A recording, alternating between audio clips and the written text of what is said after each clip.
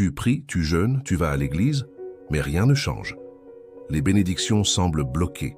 Et si le problème n'était pas l'ennemi, ni Dieu, mais toi-même, oui, il y a des erreurs spirituelles que tu commets sans même en rendre compte.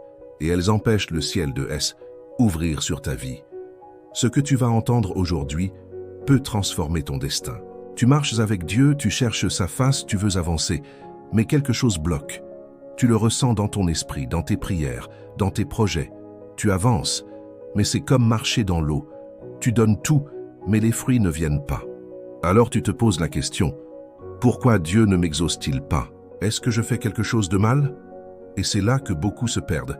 Ils cherchent des ennemis, des démons, des sorciers, mais ils ne regardent jamais à l'intérieur. La vérité, c'est que certaines bénédictions sont retenues non pas à cause des attaques extérieures, mais à cause d'attitudes spirituelles que nous avons tolérées trop longtemps. Des erreurs silencieuses, cachées sous une couche de religion, mais qui ferment les portes du ciel. Aujourd'hui, tu vas découvrir les 5 erreurs spirituelles qui bloquent ta bénédiction, selon la parole de Dieu. Et surtout, tu sauras comment les éviter. Ce message n'est pas pour te condamner, il est là pour t'éclairer. Parce que parfois, une simple prise de conscience suffit pour que les choses commencent à changer. La Bible dit dans Osée 4, 6, « Mon peuple est détruit parce qu'il lui manque la connaissance. » Ce que tu ignores peut te coûter des années de bénédictions retardées. Mais aujourd'hui, Dieu veut que tu saches. Il veut que tu comprennes, parce qu'il veut te bénir. Il ne t'a pas oublié, mais il ne peut pas faire couler sa grâce dans une vie où certaines fondations sont encore fissurées. Alors reste jusqu'à la fin. Chaque mot de ce message est comme une lumière sur ton chemin, et ce que tu vas entendre pourrait être le tournant que tu attendais depuis des années.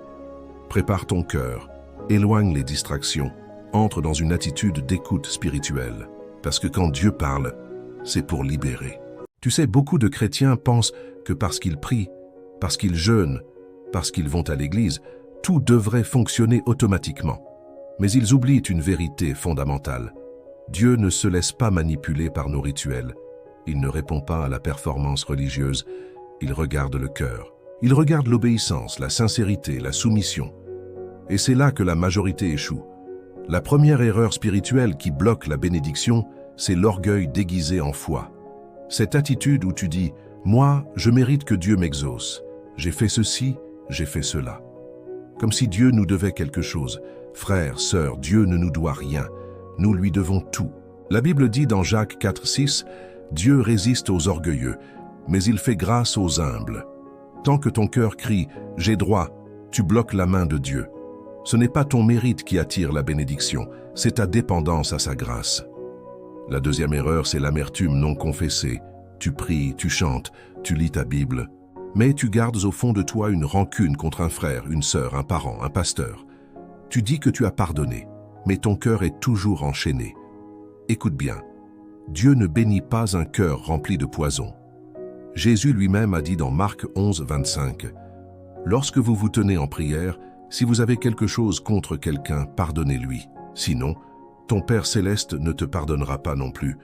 Tant que tu refuses de libérer ceux qui t'ont blessé, tu restes toi-même prisonnier. » Troisième erreur, l'habitude du compromis.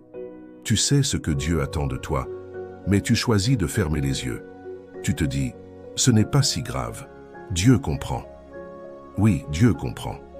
Mais il ne bénit pas la désobéissance. Chaque fois que tu tolères un péché dans ta vie, même petit, même caché, tu construis un mur entre toi et la faveur de Dieu. La Bible est claire, se haine, et pas que la main de l'aise éternelle soit trop courte pour sauver. Mais ce sont vos fautes qui mettent une séparation entre vous et lui. Ésaïe 59, 1, 2. Le compromis tue la consécration. Et sans consécration, il n'y a pas de bénédiction durable. La quatrième erreur spirituelle, c'est l'attachement à des voies humaines au lieu de la voie de Dieu. Certains suivent plus ce que dit un influenceur chrétien que ce que dit la parole. D'autres placent leur confiance dans un homme de Dieu, un prophète, un mentor, mais ils ne cherchent pas Dieu pour eux-mêmes. Frères, sœurs, Dieu ne passe pas par les réseaux sociaux pour te guider. Il veut te parler dans le secret. Il veut une relation directe avec toi. Matthieu 6, 6. Quand tu pries, entre dans ta chambre, ferme la porte et ton Père qui voit dans le secret te le rendra. Tant que ta foi dépend d'un autre humain, elle est vulnérable, fragile et souvent trompée. Enfin, 5e erreur, la peur déguisée en prudence. Tu dis que tu attends le bon moment, que tu veux prier encore un peu, que tu veux être sûr. Mais au fond, tu as peur. Peur d'échouer, peur d'être rejeté, peur de perdre le contrôle. Cette peur t'empêche d'obéir quand Dieu te dit « avance ». Écoute bien, Dieu n'a pas donné un esprit de peur, mais de force, d'amour et de sagesse. 2 Timothée 1,7. Tant que tu laisses la peur diriger tes choix, tu ne verras pas les promesses s'accomplir. Abraham n'a pas attendu d'avoir toutes les réponses pour partir. Il a obéi et la bénédiction l'a suivi. Tu vois, ces erreurs ne sont pas toujours visibles. Elles s'installent en silence, dans les pensées, dans les habitudes, dans les raisonnements. Et sans qu'on s'en rende compte, elles bloquent les cieux. Mais maintenant que tu les connais, tu peux les briser. Et dans la suite de cette vidéo, je vais t'expliquer comment. Pas seulement comment éviter ces erreurs, mais comment vivre une vie où les bénédictions de Dieu coulent sans obstacle. Prépare-toi. Ce qui vient maintenant peut transformer ta marche spirituelle à jamais. Maintenant, prenons un moment pour aller plus loin. Parce que comprendre les erreurs est une chose, mais savoir comment les vaincre, c'en est une autre. Ce que je vais te dire maintenant, ce ne sont pas des belles paroles ou des promesses vides. Ce sont des principes bibliques testés par le feu, vécus par ceux qui ont traversé des déserts, combattu des géants et vu la main de Dieu se déployer quand tout semblait fermé. D'abord, si tu veux débloquer la bénédiction, tu dois passer de la connaissance à la transformation. Tu peux connaître toutes les erreurs, tous les versets, écouter toutes les vidéos, mais si rien ne change en toi, rien ne changera autour de toi. La parole de Dieu dit dans Romains 12:2, « Ne vous conformez pas au siècle présent, mais soyez transformés par le renouvellement de l'intelligence. » Ce verset est un tremblement de terre spirituel. Il signifie que la bénédiction commence dans la manière dont tu penses. Si ton esprit est encore formaté par la peur, le doute, la comparaison ou la mentalité de victime, tu ne pourras pas porter les promesses du royaume. Deuxième clé, la soumission radicale à Dieu. Oui, radicale, pas partielle, pas conditionnelle.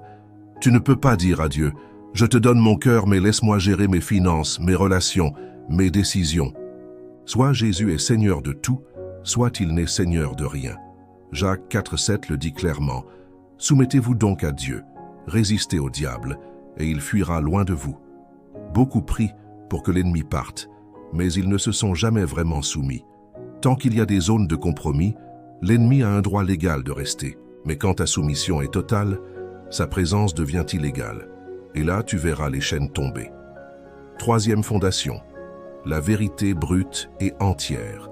Arrête de t'excuser pour la parole. Arrête de chercher une version douce du message. La vérité ne caresse pas, elle libère. Jésus a dit dans Jean 8,32, « Vous connaîtrez la vérité, et la vérité vous affranchira. » Si tu veux vivre dans la bénédiction, tu dois aimer la vérité, même quand elle te dérange, même quand elle te bouscule. L'Esprit de Dieu ne bénit pas le mensonge, même s'il est emballé en religion. Quatrième dimension, le repentir profond et constant. Pas juste demander pardon du bout des lèvres, mais pleurer devant Dieu, sentir le poids du péché, vouloir réellement changer. David a été un roi béni, non parce qu'il était parfait, mais parce qu'il savait se repentir avec des larmes et un cœur brisé. Lis le psaume 51. Tu verras ce que Dieu recherche. Tant que ton cœur est sec, dur, froid, les cieux restent fermés. Mais quand ton cœur se brise, le ciel s'ouvre. Qu'est enfin le cinquième levier spirituel, la foi obéissante. Pas une foi qui attend de tout comprendre, une foi qui marche, même dans le brouillard, une foi qui donne, même quand le portefeuille est vide, une foi qui adore, même dans la douleur. Hébreux 11:6 le dit sans détour. Sans la foi, il est impossible de lui être agréable. Et cette foi n'est pas passive, elle agit. Elle construit l'arche avant que la pluie ne tombe. Elle quitte la maison sans savoir où Dieu mène. Elle marche autour des murailles en silence, croyant que le cri fera tomber les pierres. Frères, sœurs, si tu veux débloquer les bénédictions, il ne suffit pas de prier plus. Il faut vivre autrement. Il faut mourir à soi, se dépouiller, devenir un terrain où Dieu peut planter sa gloire. Et je te le dis, quand tu entres dans cette dimension, les cieux s'ouvrent. pas toujours avec de l'argent ou du succès, mais avec la paix, la direction divine, les bonnes rencontres, les opportunités qui viennent sans effort humain. Dieu veut bénir. Il est Père. Mais il ne donne pas ses perles à des mains sales. Il attend que tu viennes, humble, vrai, brisé, prêt à tout laisser pour lui. Et quand tu fais ce pas, il fait le reste. Il change les saisons. Il renverse les barrières. Il restaure ce que tu as perdu. Ce n'est pas une question de mérite, c'est une question de cœur. Prépare-toi maintenant pour la suite, car nous allons boucler ce message avec un résumé pratique, puissant, qui va marquer ton esprit et ton âme, et surtout, t'amener à l'action. Tu sais maintenant. Tu sais ce qui bloque ta bénédiction. Tu sais ce que Dieu attend. Et tu ne pourras plus dire que personne ne t'a prévenu. Ce message n'est pas venu pour flatter ton ego, ni pour te divertir. Il est venu comme une épée, comme un miroir, comme un appel. Alors maintenant, regarde-toi en face. Pose-toi la vraie question. Est-ce que je vis une vie qui attire la bénédiction de Dieu? Ou est-ce que je répète les mêmes cycles, les mêmes compromis, les mêmes excuses, en espérant que le ciel s'ouvre malgré tout? Tu ne peux pas demander les promesses de Dieu tout en embrassant les principes du monde. Tu ne peux pas vouloir sa main sans rechercher son cœur. Le royaume ne fonctionne pas comme un distributeur automatique. Il fonctionne par relation, par soumission, par sainteté. Et ce que je vais te dire maintenant est dur, mais nécessaire. Beaucoup de gens prient, jeûnent, vont à l'église, mais vivent encore dans la confusion, la stagnation, la frustration. Pourquoi? Parce qu'ils veulent les bénédictions sans passer par la croix. Ils veulent la faveur sans l'obéissance. Ils veulent l'huile sans écrasement. Mais il n'y a pas de gloire sans sacrifice. Il n'y a pas de percée sans fidélité. Alors regarde bien ces 5 erreurs qu'on a vues. Le péché toléré, l'orgueil spirituel, le manque de pardon, la paresse dans les disciplines spirituelles, la foi superficielle. Ce sont des voleurs silencieux, des saboteurs cachés. Ils ne détruisent pas tout d'un coup. Ils rongent ta vie petit à petit jusqu'à ce que tu sois sec, vide, éteint, tout en continuant à lever les mains à l'église. Et le plus dangereux, c'est que tu peux être entouré de religions, de louanges, de versets, et pourtant être loin de Dieu. Mais il n'est pas trop tard. Tu peux aujourd'hui faire un vrai reset, pas juste émotionnel, un reset spirituel. Ce genre de virage qui fait trembler l'enfer, ce genre de décision qui fait sourire le ciel, ce genre de choix que Dieu bénit, même en secret. Reviens à l'essentiel, reviens à ton premier amour, reviens au feu, à la prière sincère, au jeûne qui déchire le voile, à la parole qui brûle ton orgueil. Reviens à une foi violente, qui arrache les promesses, qui ne négocie pas avec le péché. Reviens à l'humilité qui dit « Seigneur, je ne veux plus vivre un christianisme tiède. Je veux marcher avec toi coûte que coûte. » Et tu verras, Dieu n'est pas un menteur. S'il t'a promis quelque chose, il l'accomplira. Mais pas dans ton temps, dans le sien, pas à ta manière, à la sienne. Et parfois, avant d'ouvrir les cieux, il ferme des portes pour t'éprouver, te purifier, te préparer. Alors au lieu de murmurer, adore, au lieu de douter, déclare, au lieu de reculer, avance, parce que chaque pas d'obéissance est un pas vers ta destinée. Je vais te dire une chose vraie, la bénédiction n'est pas une destination, c'est une conséquence. Elle te suit quand tu marches droit, quand tu restes fidèle, quand tu choisis l'intégrité même quand personne ne te regarde. Retiens bien ceci, les erreurs non corrigées deviennent des prisons. Mais la repentance, l'humilité et l'obéissance sont les clés qui brisent les chaînes. Ne quitte pas cette vidéo sans agir. Ne te contente pas de savoir. Prends une décision. Mets-toi à genoux. Pleure s'il le faut. Mais change, bouge, bouleverse l'ordre de ta vie. Parce que Dieu t'attend. Dans un instant, je vais te parler comme un mentor parle à son élève. Je vais t'emmener dans une conclusion forte. Un appel à l'action. Une parole qui va rester gravée dans ton esprit. Prépare-toi. Ce n'est pas fini. Écoute-moi bien. Parce que ce que je vais te dire maintenant, c'est pour ton âme. Pas pour les vues, pas pour les likes, pas pour la popularité. C'est pour toi. Toi qui es arrivé jusqu'ici. Toi qui ressens que ce message t'a parlé. Ce n'est pas une coïncidence. C'est une convocation divine. Si tu regardes encore cette vidéo, ce n'est pas un hasard. C'est que Dieu t'appelle. Il veut briser des chaînes que tu portes depuis trop longtemps. Il veut te faire passer du désert à la terre promise. Il veut changer ton identité spirituelle. Mais il attend quelque chose, que tu prennes une vraie décision. Oui, une vraie. Pas celle que tu oublieras demain matin. Pas celle qui dure jusqu'à la prochaine chute. Une décision qui fait basculer ton histoire. Une décision qui dit « Assez, j'ai toléré trop longtemps ce qui me vole la gloire de Dieu. Maintenant, je passe à l'action. » Tu sais, le ciel ne répond pas aux spectateurs. Le ciel agit pour les combattants. Les violents, ceux qui prennent le royaume par force. Ceux qui pleurent, mais avancent. Ceux qui tombent, mais se relèvent. Ceux qui disent « Même seul, je continuerai. Même incompris, je persévérerai.